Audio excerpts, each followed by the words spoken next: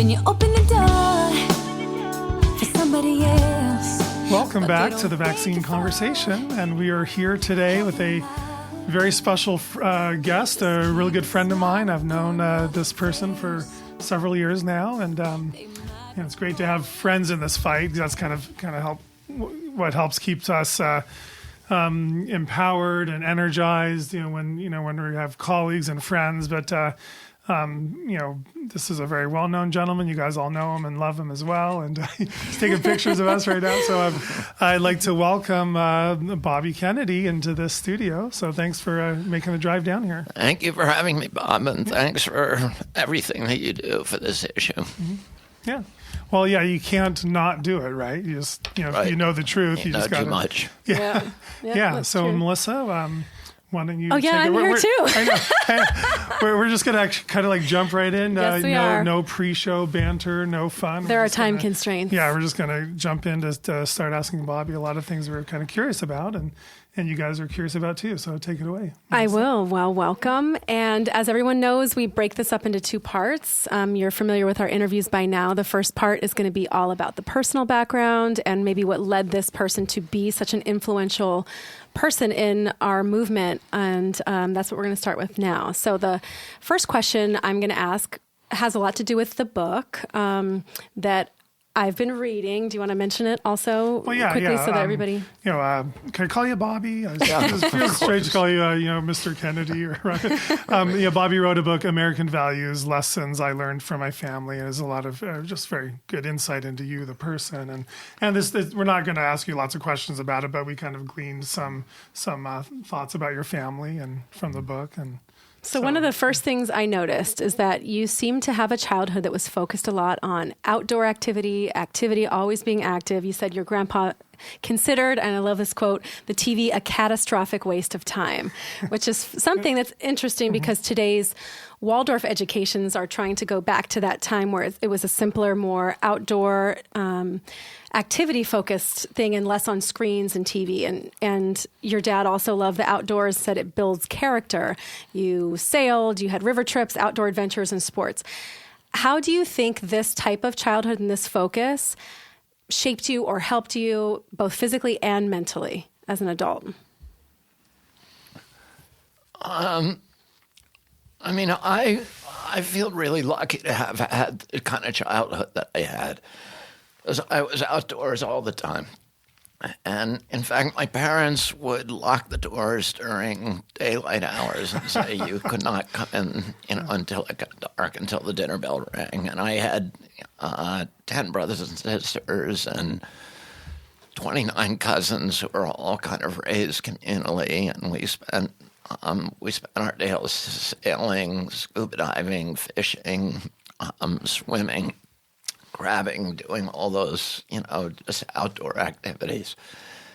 And, I wonder what's going to happen to this generation that is really separated from the outdoors.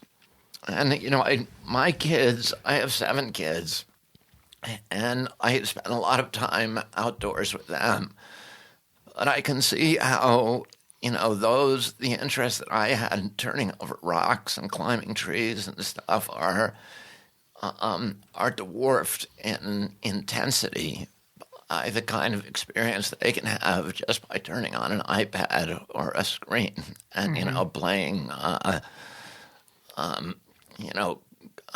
combat or Grand Theft Auto or Fortnite on the TV and be out in the woods killing people with a gun. Mm-hmm. It's it's an intense experience, but I don't know what's going to happen to this generation. There's so many threats. There's so many challenges they have that we did not have. We were raised in a way, much closer to the 20,000 generations of human beings that were here before there were laptops. And it really is, the fact that that's changed now and the relationship with nature has changed fundamentally is kind of frightening. I agree. Mm-hmm. Yeah. I definitely agree. And how do you think that that's helped you mentally even, because you stay very active according to your Instagram, which I follow. You're very active still. I mean, that type of activity has got to have some type of mental repercussions too, in a good way. I think it helps. I'm outdoors every day. I walk every morning for about 3 miles in the hills, and I spend weekends doing outdoor stuff, and I think it keeps me grounded. It keeps me, I just think it keeps me healthy. Yeah, I think so too. Yeah, you love the outdoors, Melissa. You always like to, whenever you're out in the woods, up in Palm Springs, the mountains out there, you like to climb around there. And I think it's really you're right. soothing. Yeah. It's important for kids to learn to be entertained in nature and to be able to take a 2-hour walk in a field and find stuff that's interesting. And you're right, today's generation is having a really hard time doing that. They're bored. They're ready to move on to something else. This is not interesting enough. And they're missing out on the beauty that is there, which affects the imagination, and that affects the creativity, the ability to do things later in life that are impactful. And we don't know what that's going to look like for this generation as adults and their ability to contribute to society. Because if you're not utilizing your imagination, the way that you're supposed to be, that could be a really dangerous thing. I agree. Yeah. So I think the question that all of our listeners want to know, many might think they know, but I'd love to know more details. How did you find yourself personally involved in this movement, the vaccine safety movement? Well, I've told people that story before, which is that I run Waterkeeper Alliance, which is the biggest water protection group in the world. And today it's composed of it's the umbrella group for 350 river keepers, sound keepers, bay keepers in 44 countries. Each one has a patrol boat. We have one here on the Orange County coast. We patrol the Orange County coast. We litigate against polluters. We have one in Santa Monica Bay, Santa Barbara Channel, all the way up the coast, San Diego Bay, the San Francisco Bay. We have a Delta Keeper. We have them on the Tualatin, the Willamette, the Columbia, all of the major rivers on the West Coast up to the Fraser River in Canada, Prince William Sound, Cook Inlet in Alaska, and then down to Mexico. We have 29 waterkeepers in Mexico.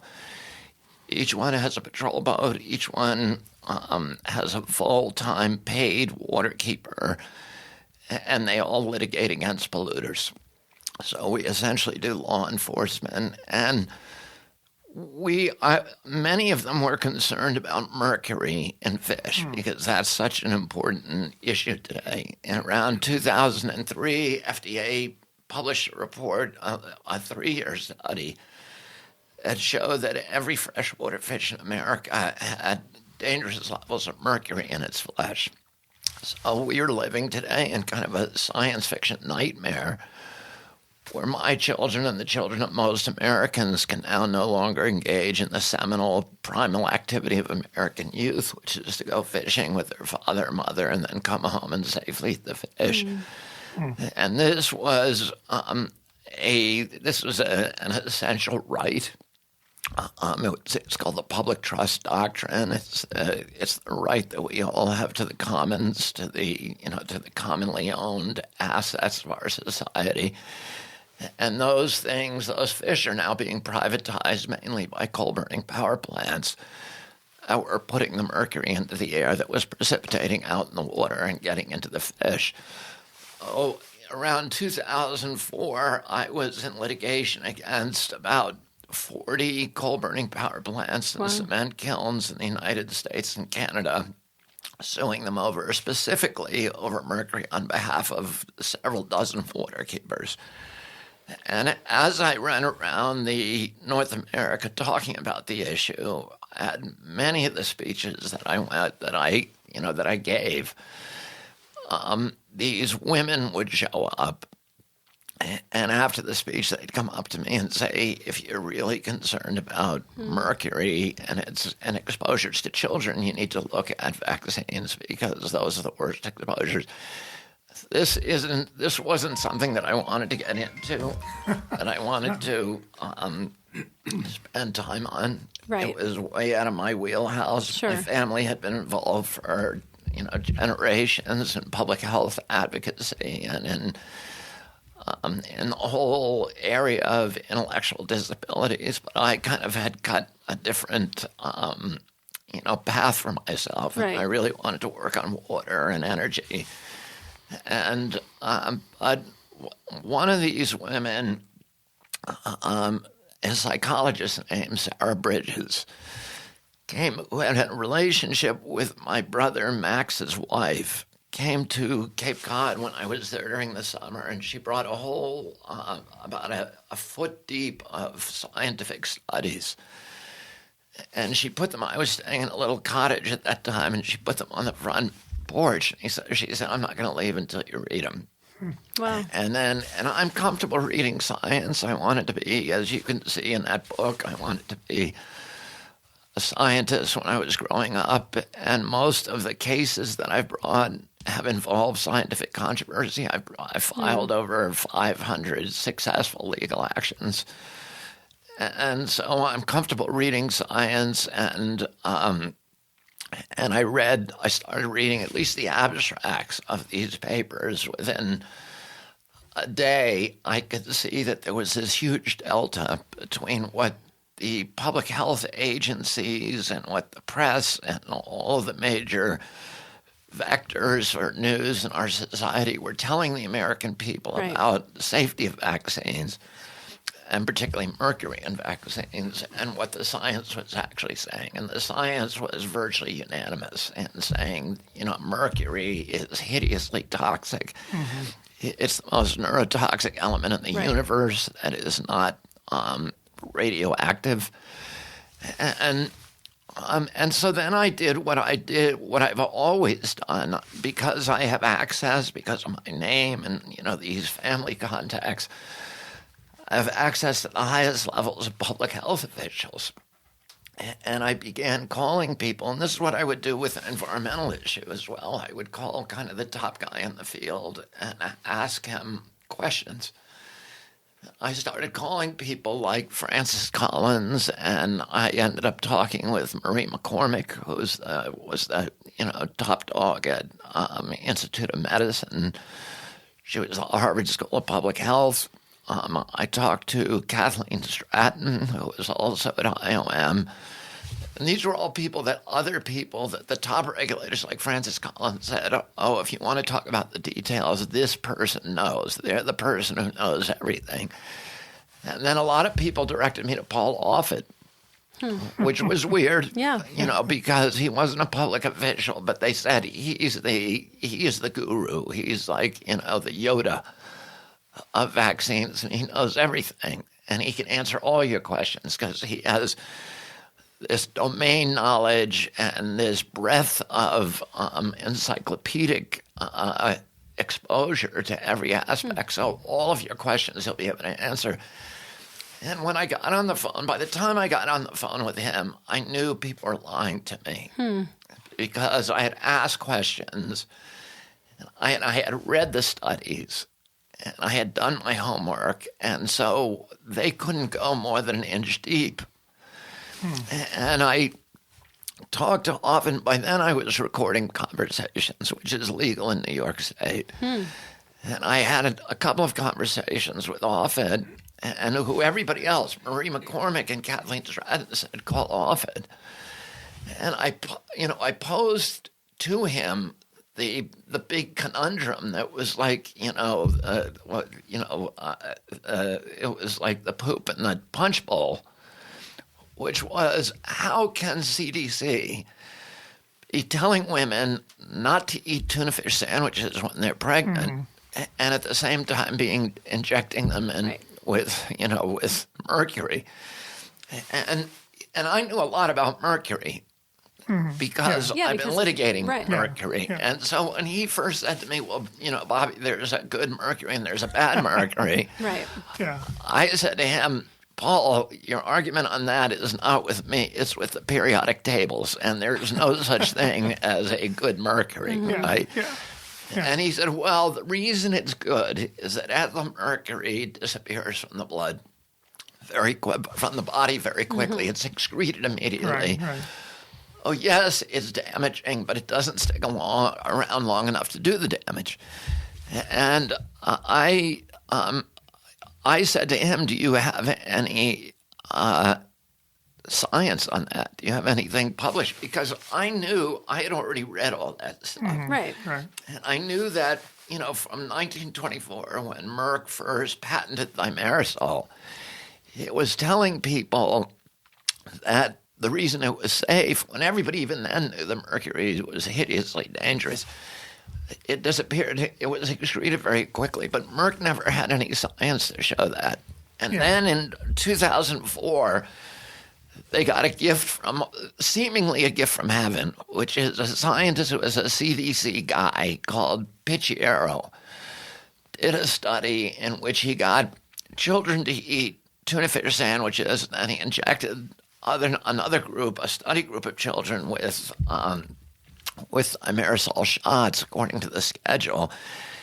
And he measured their blood in the weeks thereafter, and actually the ethylmercury from thimerosal disappeared from the blood within a week.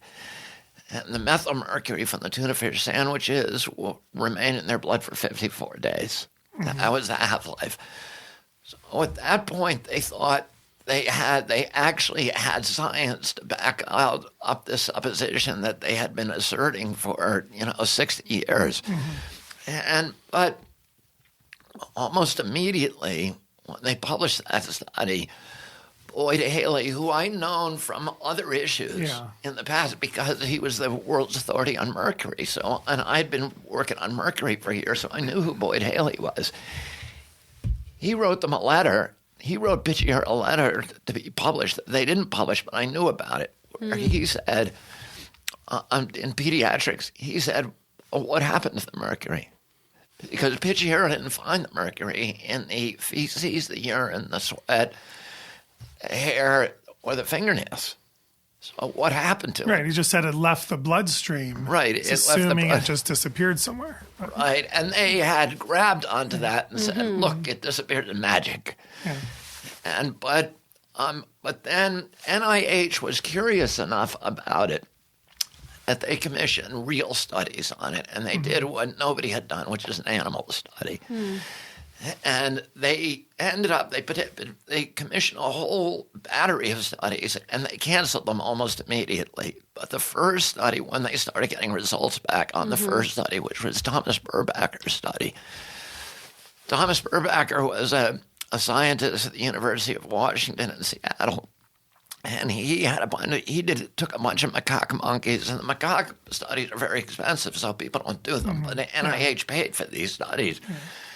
They did the same thing. They gave half the macaques tuna fish sandwiches, and they gave the other half the vaccine, simulated the vaccine schedule mercury exposures. And then they sacrificed the monkeys, and they looked at what happened to their brains. And they found out when they gave it to them, yes, mercury disappeared almost immediately from their blood systems when they were given the thimerosal in a week, the same as it had done with the humans.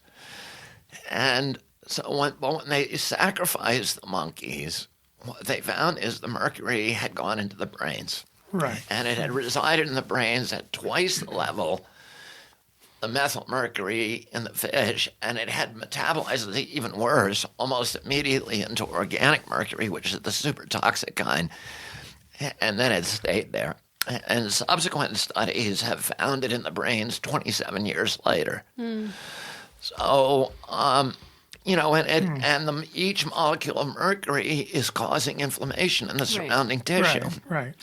And so when I had my conversation with Offit, he said to me, I said to him, do you know any studies that support that supposition? He said, yeah, the Picciero study.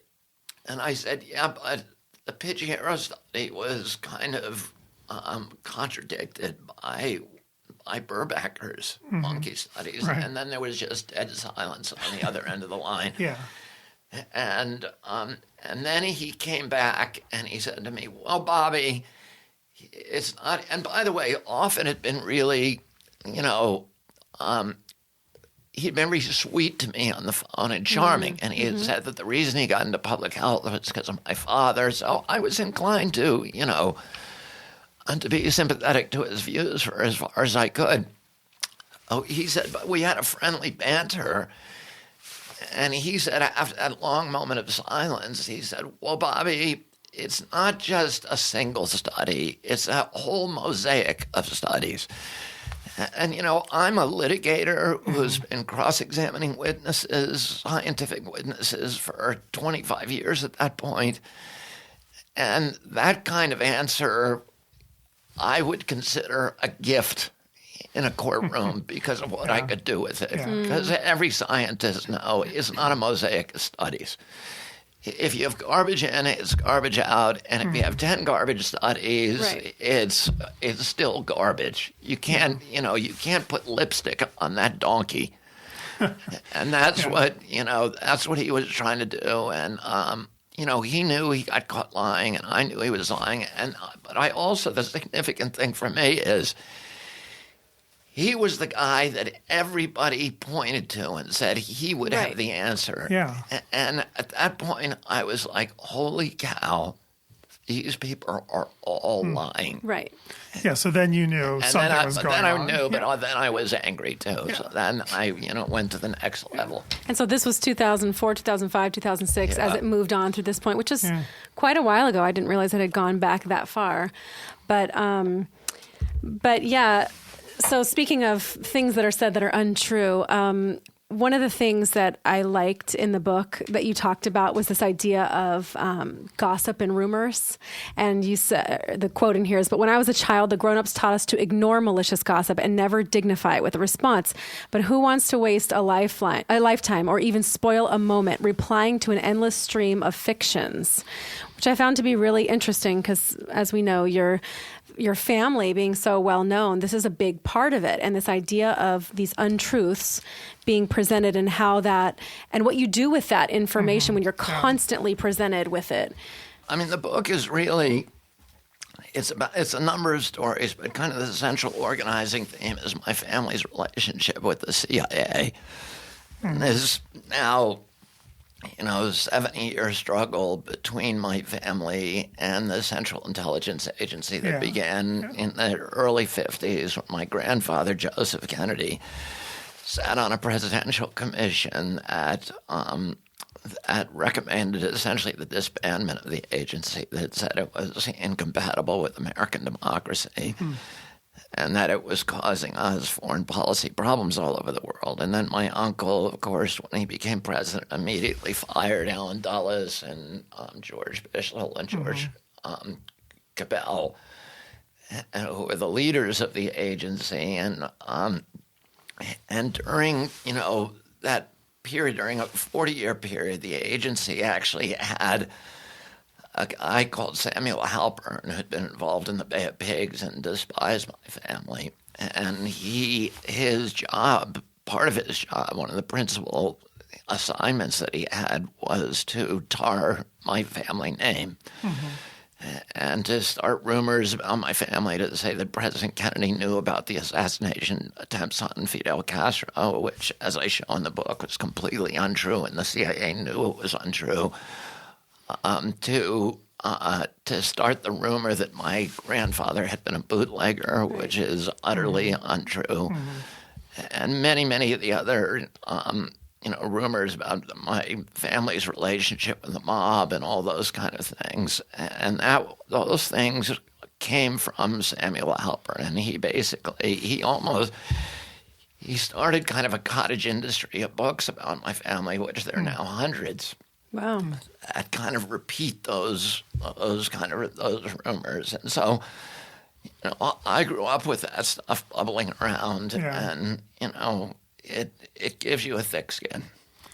Yeah, I wonder if that's partly sort of what led to one piece of advice that you wrote about that your father gave to you, kind of based on some books he had handed you as a child, The Plague by Camus, and the story of Sisyphus, a Greek tragedy story. And he basically said that it is neither our position nor our circumstances that define us, but our response to those circumstances and the rumors and the lies. And I was kind of curious if that, you wrote in the book that philosophy really stuck with you, and is that you feel like that was kind of something that really helped you kind of follow the path you have taken? Your response to these untruths, these scientific untruths that you're discovering.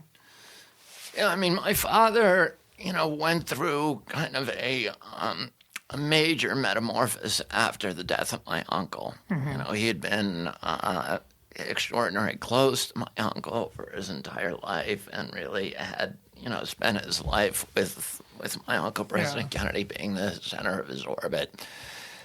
And he then, basically picked up the mantle of leadership, but he was shattered for a year after President Kennedy's death. And during that year, he read a lot of poetry, and he read a lot of the existentialists. He read Catholic philosophers, but also, the ancient Greeks, Edith Hamilton's books. And I think he kind of emerged from that with a philosophy that, if anything, it resembled the Stoics of ancient Greece. And what the Stoics' philosophy was that,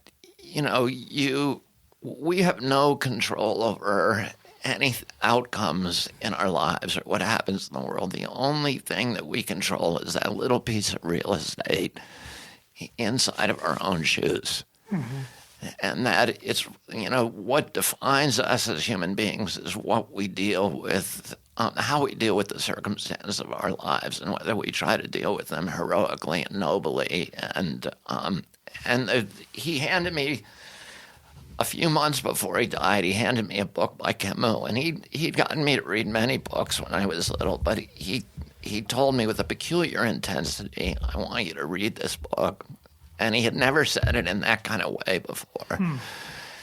And I read the book carefully, particularly after he died, and to try to kind of glean from it the message that he had been trying to give me. And the book is, Camus was an existentialist, and he wrote, this book is one of his kind of templates, which he wrote about a city in North Africa during the 19th or the early part of the 20th century that is beset by bubonic plague. Right. And it's quarantined, and nobody's allowed to come in or out. And the people who live there are dying at an enormous rate.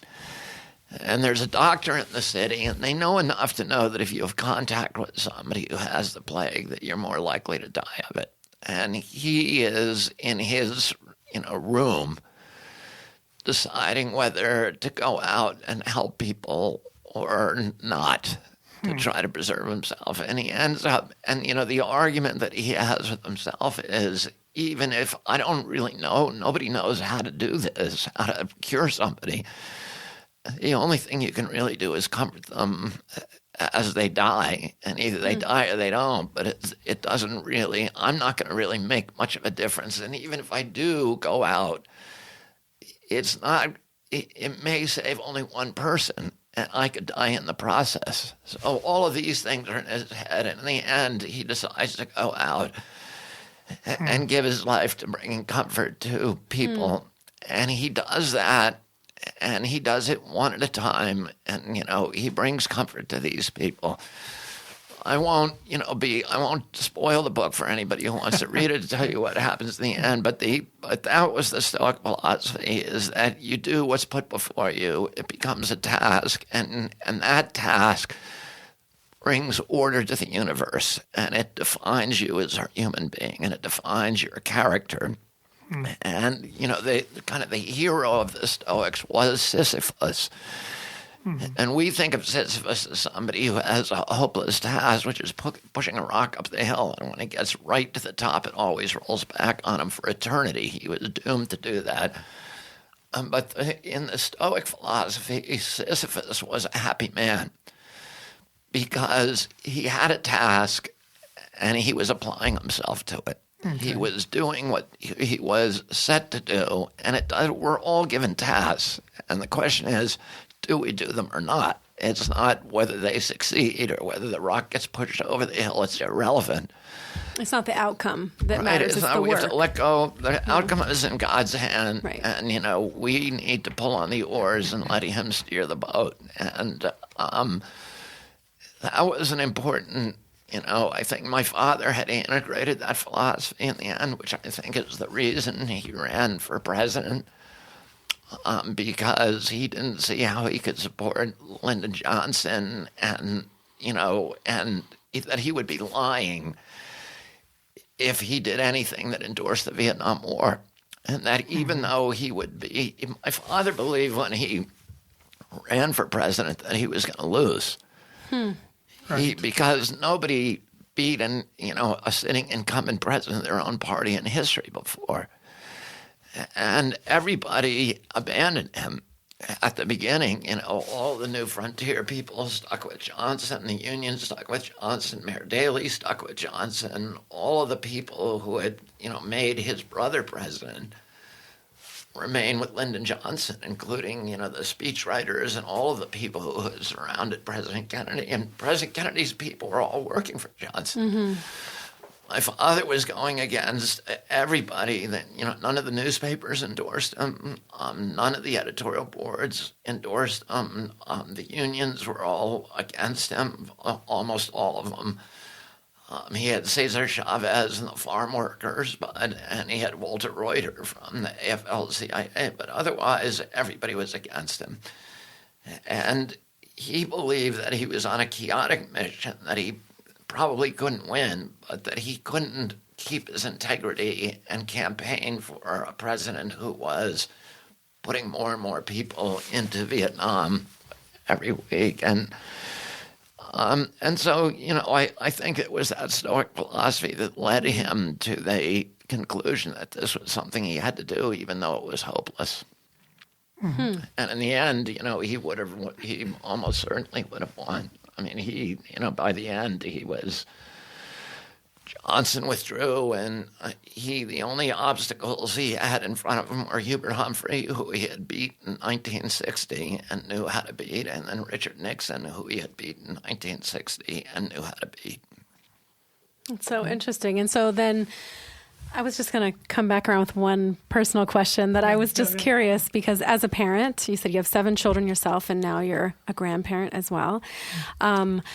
What would you say, and this is switching gears, but what would you say has been your favorite aspect of parenthood, or the best advice that you've gotten about parenthood? Oh, you know what? I can't even answer that, because the more that I know, the less I know.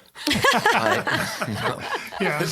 I mean, the thing that strikes me about it is that, all of these kids are completely different people, even though I kind of raised them all the same. And we have a lot of twins in our family. Okay. I have a lot of cousins, nephews, and nieces who are twins, so we have a twin gene running in our family somewhere, and they're fraternal twins. And you see these kids who are raised identically, and they are completely different. They have different levels of moral ballast. Their interests are different. And it just shows you that we've been given a care of unique human beings. We don't own them. The best thing we can do is to love them, and that's the one thing that they'll always be able to hear from you is "I love you." And a lot of the kids can't hear other things from their parents, but they can always hear that. And I had people who loved me when I experienced that when I was a kid, and that I grew up feeling that there were people who loved me and loved me unconditionally. And I think that gave me a strength in my life that I otherwise would not have had. Wow. To me, I try to teach them mainly by example. I'm kind of a hands-off parent. I mean, I make them do things. I make them stay outside and, participate in things. I wouldn't let them watch TV and stuff. But otherwise, I let them make up their own minds about things. But I'm not giving advice to parents because I don't know if I've done it right. We'll see how they turn out. Yeah. How old are all your kids? I'm just curious. Every age, pretty much. Every age. Yeah. I mean, my oldest All is ages. 35. Okay. And my youngest is 15. Okay. Wow. So Wow, you're right in there. Yeah. Yeah. Oh, okay. All right. Still doing it. Right. Well, we're going to take a brief pause here to kind of wrap up part one of our interview with Bobby Kennedy right now. And thank you so much. That was very fascinating and so far, and I look forward to what we're going to talk about next. And just as a quick reminder, people can check you out on childrenshealthdefense.org. They can also follow you on Instagram, Robert F. Kennedy Jr. And yeah, I can't wait for the second part of this to find more information out about Bobby's work and how it led from his environmental law into the fight for medical freedom and transparency for vaccine safety. Mm-hmm. So definitely tune in, you guys, to part 2 of this exclusive in-depth interview with Bobby Kennedy Jr. And make sure to share it with all of your friends.